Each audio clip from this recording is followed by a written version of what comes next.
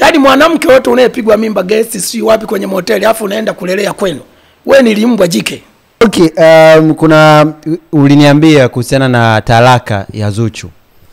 Na ukasema kuna baadhi ya watu ambao wanashabikia Zuchu kupewa talaka 3. Ukasema unataka kuongea na anko wako kuhusiana na hiko ambacho kinaendelea, watu kusema kwamba pamoja na kwamba tumeona ndoa lakini bana ni kama Zuchu amepewa talaka 3 na nini, mambo ni mengi sana. Unajua mimi napenda kumencourage mtu anayeonewa. Zuchu umri mdogo, akili nyingi. Kwanza nampongeza, miaka 4 hajakubali kupigwa mimba akaenda kulelea kwa Hadija Kopa. Hajakubali. Hilo ni la kumpongeza? Yes. Kwamba miaka 4 hajakubali kupigwa mimba afa akaenda kulelea kwa Hadija Kopa. Akazaa mtoto akalelewa na bibi yake Hadija Kopa. Kwa hiyo kamheshimisha Hadija Kopa na familia yake. Kwa mwanamke anayejitambua, umri mdogo, akili nyingi. Kuna wanawake wangapi wamepita tu pale kwa Diamond mwezi tu ni mjamzito, alafu anaenda kuzalia nyumbani. Sio kwamba hao kuna kitu wanakuwa na kihitaji. Sasa ndio nakwambia kwamba mwanamke yoyote unayegewa ujauzito afu unaenda kuzalia nyumbani, mwanaume anakuwa anakupa matumizi, wewe ni mbwa jike. Una thamani. Ndio maana unakuta hawa wote wanaomzodoa Zuchu kwenye mitandao ya kijamii, mengine ni mashangi. Ukiyapekenywa sana, utakuta mtoto wa kwanza limezalia nyumbani, mwanaume anatoa matumizi. Mtoto wa pili baba mwingine limezalia nyumbani. Mtoto wa tatu baba mwingine limezalia nyumbani. Watoto watatu baba tofauti. Unazalia nyumbani, hakuna ndoa. Shanaelewa? Huwezi kwa hivyo huna thamani kama Zuchu ambaye yeye kagoma miaka 4 kubeba ujauzito mpaka awe kwenye heshima ya ndoa. Alee mimba na mume wake na walee mtoto na mume wake. Kumbe hilo ni la kumpongeza Zuchu? Yes. Ushanaelewa? Sasa hawa wanaomcheka kwamba kapigwa talaka 3. Talaka 3 za Zuchu, kama kapigwa talaka 3, hayo si ni makaratasi? Zuchu hawezi kuyachoma? Anaweza. Wewe uliyepigwa talaka 3 za watoto, ile nembo haiwezi kufutika ile. Vitoto unaweza ukavichoma moto, wanabaki kuwepo. Sasa umepigwa mimba 3, baba tofauti, na unalelea nyumbani bila ndoa, hizo ni talaka 3. Hata kama una watoto 2 baba tofauti alafu wanaume wote hawajakuoa, hizo ni talaka 2 za watoto. Kama ni watoto 4 ni talaka 4. Lakini Zuchu yeye kapigwa za makaratasi. Sasa Konki unataka kusema nini? Kwa sababu umezungumza hapo kwa wale labda tuseme, kwa sababu kuna watu wanapenda kumshambulia mtu bila kujua wao. Wao ni mambwa jike. Yaani mwanamke wote unayepigwa mimba guest si wapi kwenye moteli afu unaenda kulelea kwenu, wewe ni limbwa jike. Na ndio maana mbwa jike ukiwa unamfuga akiwashwasha tu waga anatoroka bila kukuaga wewe mfugaji. Anatafuta lidume huko mtaani. Akipigwa mimba anarudi kwako. Usije ukashambuliwa na wanawake, rekebisha kauli zako. No, huo ni ukweli. Mbona wao wanamshambulia Zuchu? Kwa hiyo wanatakiwa wazae wakiwa ndani ya ndoa. Yes, ndio heshima ya mwanamke. Wanajiita masingomaza siku hizi hao. Wao ndio wametaka waitwe hilo jina, na hilo jina hawajiiti wao, wameitwa hivyo. Yaani hiyo ni automatic, utaitwa singomaza. Kwani ukiwa shoga kuitwa shoga, si umetaka mwenyewe kuitwa shoga? Wewe Juma unaweza ukaitwa shoga wakati sio shoga. Si umetaka mwenyewe uitwe shoga kwa sababu ni shoga. Umetaka kuitwa changudoa, si ni changudoa, umetaka mwenyewe kwamba unajiuza. Kwa hiyo Konki unataka kusema kwamba wanawake sasa kuwa masingomaza sio kitu kizuri. Hiyo ni toka dunia imeumbwa. Kwa sababu nataka tu uishape vizuri ili wasije wasema umetuita sisi mbwa jike. Mbwa jike. Na umefafanua hapo mbwa jike ni kwamba sasa wewe unapofikia hatua watoto 4 baba tofauti na wote hawajakuoa, sasa una heshima gani? Watoto 3 baba tofauti na wote hawajakuoa, una heshima gani? Hata watoto wale tu wakija kukaa tu wenyewe wanaulizana, wewe baba yako nani Juma? Wewe baba yako nani Konki Master? Wewe baba, yani unajua watoto wa siku hizi kama computer baba. Unaweza ukajua akijui kitu kumbe kinajua kila kitu. Tofauti na utoto wetu zamani. Ya kweli. Watoto wa siku hizi mashine babu. Yaani anaweza ukawa tu mzazi hivi. Inafika jioni kama saa 11 mama anaoga. Anatoka. Katoto kakiwa kanacheza na wenzake kanasema mama ameenda kazini. Kumbe vile vitoto vyenzake vya jirani vilishawasikia wazazi wao wanasema mama fulani ni changudoa. Kwa hiyo mtoto wako wewe mama sasa unayejiuza jioni sasa unatoka. Mtoto wako anapobaki na wenzake anacheza, Akiwaambia wenzake mama ameenda kazi, wenzake vinamwambiaje? Mama yako hajaenda kazini, ni changu doa yule. Kwa sababu vilisikia kwa nani? Kwa wazazi wao. Yes. Kwa hiyo katoto kanaweza tukana kuangalia kumbe kanajua mama ni changu doa huyu. Mama ni malaya huyu. Na kanaweza hata kakauliza changu doa ni nini? Yes, ndio vinauliza na vinaambizana. Na unajua wazazi wa siku hizi sio kama zamani sisi wakubwa wamekaa kule. Watoto huko. Wanaume wamekaa kule, kina mama kule, watoto huko. Siku hizi sebleni bado unakuta wote wamekaa, unabwabwaja pale, watoto wanasikia unapoongelea Juma jirani yako. Mtoto wako anasikia baba anamuongelea jirani yetu Juma. Kwa hiyo kana data zote. So mshano sasa watoto wanne baba tofauti. Huyo binti yako akija kuingia kwenye mahusiano ukamzuia Rome, mbona ule tuzaa tofauti? Hapo inakuwa watoto wa siku hizi wanajibu kwamba wewe mbona ulizaa na baba wa tofauti? Baba tofauti. Acha umaraya, acha anakuambia mbona umetuzaa tofauti? Utamwambia nini? Na wewe mbona mpaka leo hujaolewa? Anakujibu watoto wa siku hizi. Tana kupa shit hautaamini. Unaona kama anakudharau sasa. Kumbe umejidharau mwenyewe.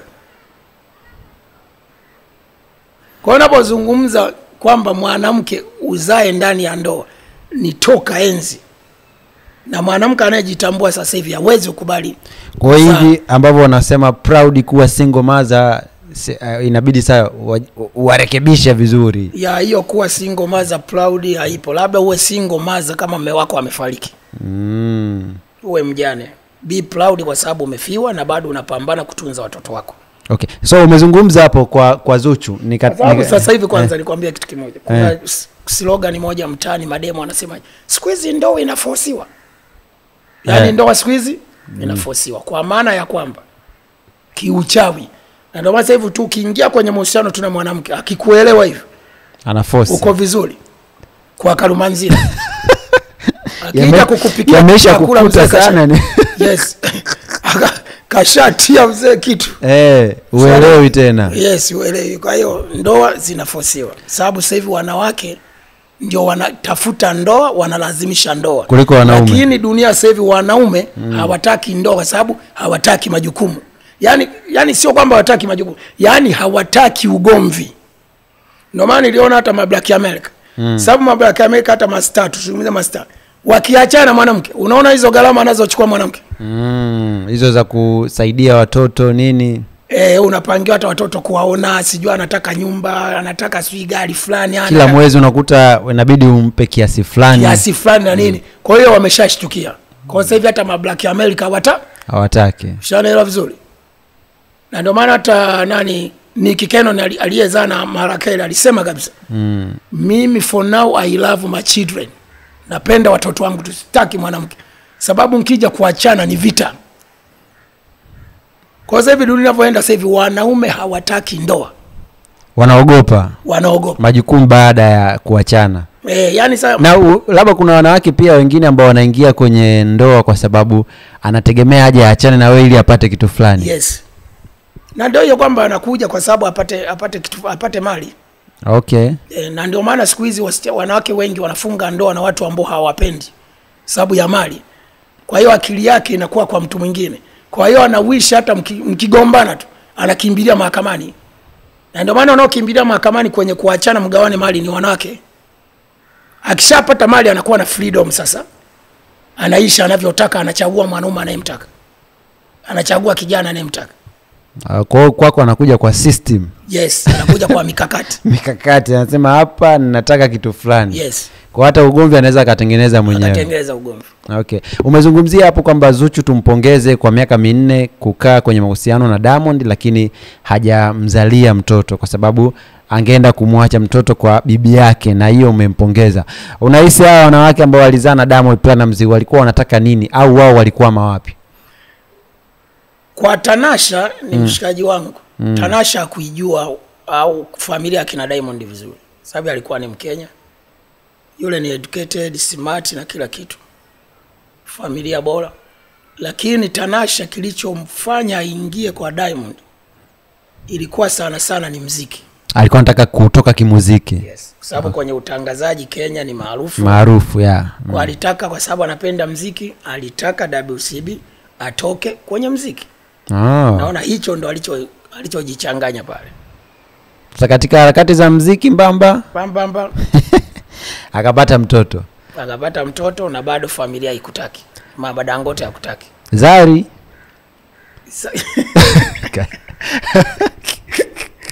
Konki kache. Zari hakufuata hela kwa Diamond. Ndiye ana mapenzi au? Alikuwa ana mapenzi ya kweli. Ushanielewa. Kwa hiyo ikawa hivyo ni kwamba mama mkwe mama Dangote hakutaki. Kwa sababu mimi nakumbuka hii ni exclusive.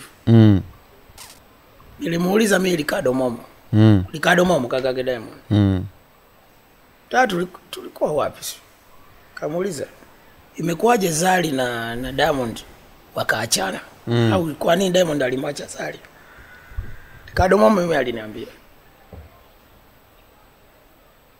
unajua kama anavyoongea unajua sisi tumechunguza, tumetembea, tukaja kugundua Zari anamloga sana Diamond. Kwa hiyo tukaona nyota ya Diamond itapotea. Kwa sababu mwanamke anapokuloga sana nyota yako, sababu anapoenda kwa waganga anataja majina yako. Sasa kuna waganga wengine wezi wa nyota. Unashangaa mwanamke ni mjinga anakuloga kwa mapenzi, kumbe ile nyota mganga anachukua anaipeleka kwa mfanyabiashara mwingine ambaye anampa hela nyingi. Anahamisha tu. Kwa hiyo inakuwa inatumika kwa mtu mwingine kwa sababu ya ujinga wa mwanamke. Na hayo mambo sana ni mwanamke linaloshinda kwa waganga. Na hayo mambo yapo. Hapo mnajikuta hamfanikiwi, uko nalo tu miaka na miaka, lenyewe aliwazi kupambana kutoka jasho tu lifanye kazi. Lenyewe ninachowaza ni kukuloga tu ili usiliache. Mwisho wa siku linataja majina yako ya babu yako huko. Mwisho wa siku nyota yako inachafuka. Hauendi mjini. Unasikiaga neno hauendi mjini. Yaona kuwa ni mwanamke ulikuwa mjini linakurudisha kijijini. Yaona kuwa uonekani, haungai. Sababu ya ushirikina. Kwa hiyo Ricardo ananiambia Zari anamloga sana Diamond, ndio maana tumemwambia. Na Zari na Diamond alikuwa anapenda, tumemwambia aachana naye kabla mambo hayajaribika kwenye nyota yake. Kwa hiyo ndio sababu mimi naujua. Kwa Zari ya Mabeto mimi sijui. Mabeto tumwache tu. Kwa sababu mimi siongeagi kitu nisichokijua. Kwa Mabeto kuachana na Diamond mimi sijui chochote, najua tu ana mtoto. Kwamba nachojua tu story ni kwamba mtoto sio wa Diamond. Ndio maana Diamond huwa amposti afanye nini. Hizo ndio stories zilizopo zaidi. Zilizopo wa Tanzania wanajua hivyo, kwa hiyo watajua wao. Wakati wanapigana miti mimi sikuwepo. Sawa. Umezungumza kwenye maisha vizuri kabisa kwamba wanawake wazae kwenye ndoa na wawe proud kuzaa wakiwa wameolewa. Lakini pia umezungumza namna ambavyo labda wanawake wanafanya ili kumpata mwanaume fulani kwa sababu kuna kitu wanakuwa nakihitaji. Kwenye maisha yako wewe pia umezungumzia kidogo pale nyuma, ukazungumzia kuhusiana na ulivyokutana na mwanamke wako, ukapata mtoto, na ndio maana hautoi lawama kwa mtoto kuweza kuzungumzia labda wewe vibaya kwenye mitandao ya kijamii. Umejifunza vitu vingi sana. Somo gani ambalo unaweza kuwafunza vijana ambao wapo kwenye generation ya mahusiano, kuachana, kuzaa lakini hujafunga ndoa na vitu kama hivyo? Take your time. Umekutana na mpenzi, take your time, chukua muda kuwa naye kwenye mahusiano. Na sasa hivi, kwa mfano mimi sasa hivi nikutane na mwanamke sasa hivi. Tukishamaliza maongezi yote, unanipenda ndio. Haya, karibu Mambas 24. Cha kwanza kinachofuata ni kupima ukimwi. Hilo la kwanza. Na mimba na UTI. Sema konki saizi. Sawa. Konki saizi watu wanasema ukimwi hauna nguvu sana. Ni wewe sasa. Wewe hujaanza kubugia vidonge. Wewe sasa utafuta uanze kubugia. Yaani wewe kila siku ukiamka ka kidogo. Watu wanasema kwamba saizi ukimwi umekuwa kama kwanza hapo na fly madaktari shaniambia kupona kwako utaki kumeza dawa. Wewe kupona kwako ni mazoezi na fly. Hivyo unajua dozi wewe. Watu saizi wanasema ukimwi hautishi kama zamani. Hautishi. Hauna. Huyu anasema hana. Si utishi. Kwa kama utishi, wewe ukiwa unasema utishi maana yake hauna. Ila yule alionao hawezi kukuambia kauli. Hawezi kukuambia kauli kwamba utishi. Ila sasa hizi ni mara chache sana kusikia mtu amekufa kwa ukimwi. Nakwambia hivi, sawa. Zamani ilikuwa wiki, mwezi ulishaenda. Ila sasa hivi unakata ukizingatia unakata miaka 20 30. You can live. Na unaweza kuwa na mahusiano pia. Yes, sasa hivi si wanakutana kwenye dirisha la malipo. Mnapo unapoenda kuchukua zile dawa, si unakuta tayari kuna devu pale. Na anachukua. Kama ongezi na nini niko single na mimi niko single. Basi mnaendeleza dozi pamoja. Kwa hiyo kauli ya kusema kwamba mimi mwanamke sasa hivi tukikutana cha kwanza ukimwi kwa sababu sina haraka mimi baba. Eti nikimbilie eti kukupiga miti sina kiu. Ukimwi mimba, maana unaweza ukaja kwako kumbe una mimba tayari. Ukaja kuwekeza. Baada ya 14 days unaniambia mimba ya kwako. Ya kwako. Bado kuna UTI ya magonogono, lazima tupime hivyo vipimo vitatu. Hilo la kwanza, na vijana muige hilo. Na sikudanganye mtu eti ukimwi siku hizi hauna makali. Si ndio wanasema sasa ukimwi hauna makali, yani au kwa sababu hauna. Sije wasiwadanganye watu.